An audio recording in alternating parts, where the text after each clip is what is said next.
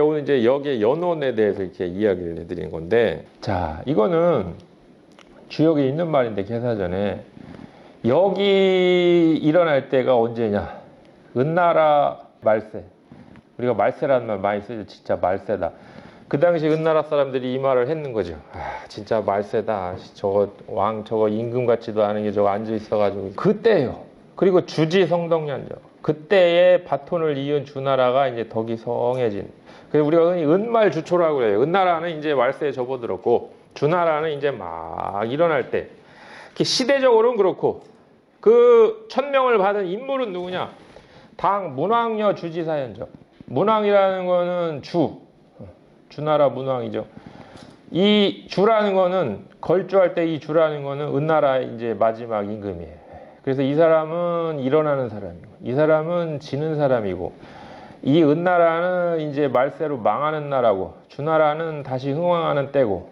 그래서 이거는 극명하게 어떻게 하면 망할 수 있는지, 어떻게 하면 일어날 수 있는지를 딱 역사에서 포착한 거예요. 저게 가장 리얼하다. 은말주초의 요 시절이 음양의 변화에 관한 사상을 가장 잘 드러내주고 있다 해서 은말주초의 시대를 딱 잡고 문왕과 주의 일로 그렇게 이제 이야기를 한 것이다. 시대적으로 그렇다는 거고요. 8괴가 거듭되면 88에 64괴가 되는데, 그 64괴의 이제 괴사를 문왕이 감옥에서 썼다는 거예요. 그게 괴사고, 그 다음에 이 주공이 그 효, 64에다가 6효, 6충이니까 64, 24에 66, 38 하면 384효. 요거를 주공이 이제 그 효사를 써서 그렇게 이제 완성이 된 게 역경이고, 그거를 공자가 10익을 다뤘다는 거고요.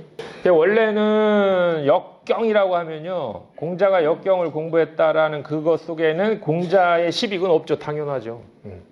그래서 역경하면 복희씨의 괴, 그리고 문왕의 괴사, 주공의 효사까지를 역경이라고 해요. 엄밀히 이야기하면. 근데 후대에 공자가 거기에 이제 10익을 붙여서 이제 주역이라 이렇게 이제 되는 거죠. 문왕이라는 분이 요런 괴에다가 이거에 가장 걸맞는 말을 매단 분이에요. 여기다가. 아, 이거는 뭐 순해야 된다 어째 이런 거.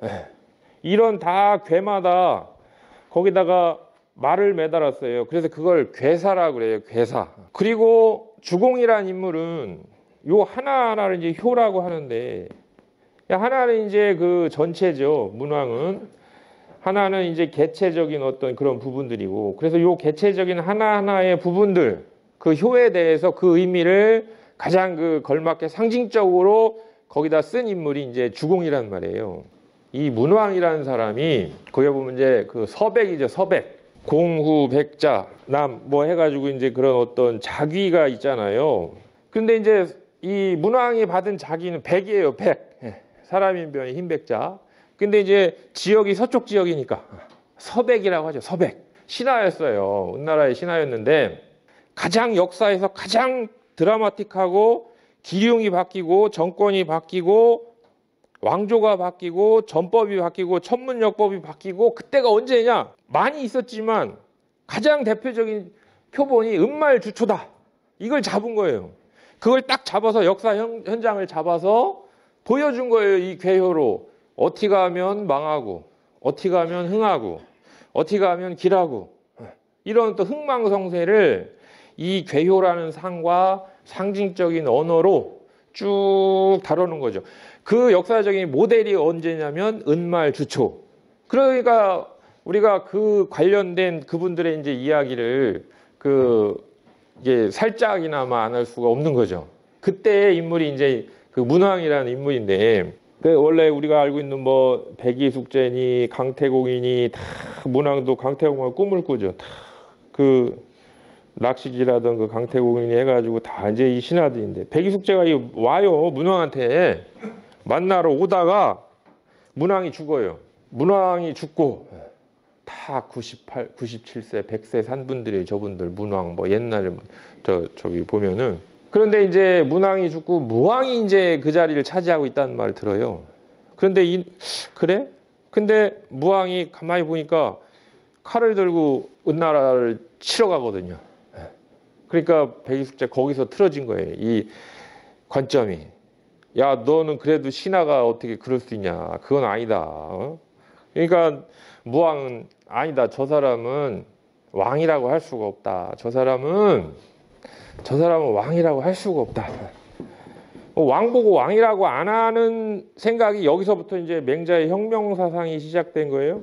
분명히 현실적으로는 월급도 왕의 월급이 나오고 그 자리에 있고 다 의전을 받고 하는데 저 사람은 왕이 아니다 라고 강하게 이야기를 하면서 저걸 들어엎자라는 맹자의 혁명 사상이 이제 무왕, 그걸 대표하는 게 무왕이죠.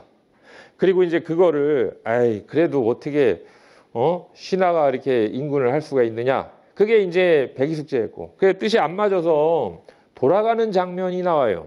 그 맹자에 보면 잘 읽어보시면 그림이 이제 이렇게 그게 그 당시에 이런 대목에서 둘이 뜻이 안 맞아가지고 이제 틀어진 거구나 하는 거예요. 그래서 문왕이 이제 옥살이를 하잖아요. 7년 옥살이를 하는데 이 감옥이라는 데가 묘한 데죠. 이게 괴롭기로 치면 한없지만 마음 하나 바꿔서 공부하자면 또 세게 할 수 있는. 그 문왕도 거기서 그 공부를 한 거예요. 공부를 하는데 무슨 공부를 했는데 역을 공부를 한 거죠. 그래서 문왕이 이제 이 시대의 변화를 직감하고 그러면 예전에 이런 음양에 의한 변화하는 이치에 이전에도 사실 이런 책이 있었는데 우리가 그 이제 연산이니 귀장이니 그래요. 전문 용어로. 그런 책이 있었지만 이제는 그건 시대하고 안 맞는다. 내가 다시 이 새로운 시대에 맞게 내가 여기다가 다시 글을 내가 써야 되겠다. 그래서 그게 주나라의 그 시대적인 고상황 속에서 세상의 변화, 역을 했다고 해서 주역이에요, 이게. 그러니까 역은 주역 말고도 그 이전 시대에 역이 있고 또 그 이전 시대에 역이 있고 또 지금의 역이 있는 거죠. 근데 그 이전의 역들도 다 공통적인 요소가 이런 부호거든요. 그래서 이거는 누가 창안을 했느냐? 그 복희라는 거랑 복희 씨가 이거를 괴를 그었구나. 그래서 문왕의 그 도를 쫓아 올라가면 복희 씨한테 가는 거예요. 이 학통이, 이 도통이, 정신적인 도통이. 그럼 복희 씨의 스승은 누구냐? 복희 씨는 전설상의 인물이고 우리가 자료가 없고 이렇게 하지만 주역의 개사전에 보면 이렇게 나와 있어요. 복희 씨는 누구한테 배웠냐? 하늘의 문희한테 배우고 땅의 이치에서 터득을 했다. 그래서 여기에 이제 여러 가지 상을 보고 괴를 그었다 그래. 그러니까 복희 씨의 스승은 이 천지 삼재예요. 그대로 이 자연 우주 자체예요, 그냥. 그냥 우리가 눈 뜨고 이 목격하는 매일매일 뜨면 보이는 하늘, 내리는 비, 부는 바람, 우리가 씻는 호수, 이게 다 이제 복희 씨의 스승이었던 거죠. 복희 씨의 도통은 자연에 가 있는 거예요. 그렇게 흘러 5천년을 돌아왔는데 그게 아이러니죠. 늘 우리가 목격하고 있는 게 여기인데 우리는 이렇게 5천년을 돌아온 텍스트를 가지고 공부를 하고 있어요. 왜 그럴까요? 블라인드, 우리가 눈이 멀어서 그런 거예요. 그래서 개안이라는 건 역에 있어서 눈을 뜬다는 거는 다른 게 아니고 늘상 일상 내가 생활하고 목격하고 숨쉬고 보고 듣고 하는 요거를 똑바로 보게 도와주는 거예요. 그게 어렵다는 거죠. 그거를 할 수 있는 분이 말을 만들어낸 게 저게 천역이다. 천역이라는 건 그냥 손 하나 안 대도 괴 안 그리고 뭐라고 얘기 안 해도 그냥 그게 천역인데 우리는 그걸 매일 그 속에 살고 있지만 못 본다. 그래서 선각들이 우리 수준에 맞게 글로 책에다가 썼다 이거예요. 그게 서역, 글서자. 우리가 공부하려고 하는 게 서역이에요. 그러고 나서 이제 그런 서역으로 깨치든 천역으로 깨치든 그런 변화의 도리가 온팡 들어오면 그 사람이 인역이고 사람의 역이고 걸어다니는 역이고 이제 그런 체계로 역이라는 게 있는데 어찌됐든 쭉 지금 그 역에 이렇게 흘러와서 전수 체계가 있구나. 그리고 공자라는 인물이 그게 아주 중요한 그런 걸로 이제 들어있구나. 그거는 잘 기억을 해주셨으면 좋겠어요. 근데 의외로 공자가 주역을 이렇게 하면은 공자 하면 제일 많이 떠오르는 게 논어, 그죠? 논어하면 제일 많이 떠오르는 게 공자. 이건 되는데 주역하면은 공자 이렇게 안 오는 게 저는 아주 그게 희한한 현상이라고 생각하는 거예요. 정말 희한한 거예요. 이런 전수책인데 저 양반이 그걸 전해준 분이에요. 저분이 전해준 분이라고요. 그래서 위편 3절의 고사도 그 주역과 관련된 고사인 거죠. 그게 사기든 뭐 전적은 뭐 많이 있어요. 그거에 대해서 쓴 거는 공자가 이제 늦은 나이에 역을 좋아해가지고 도격을 위편 3절이라 주역책 읽기를 그 가죽꾼이 그 주간을 이은 가죽꾼이 3번 끊어질 정도로 그렇게 연구를 했다. 그런 이야기입니다. 그 경 중에도 뭐 시경, 서경, 역경 뭐 다 있지만 이 역경이 가지고 있는 그 힘은 정말 어마어마하죠. 개사전 이렇게 돼 있어요. 역이라는 건 천지와 똑같다.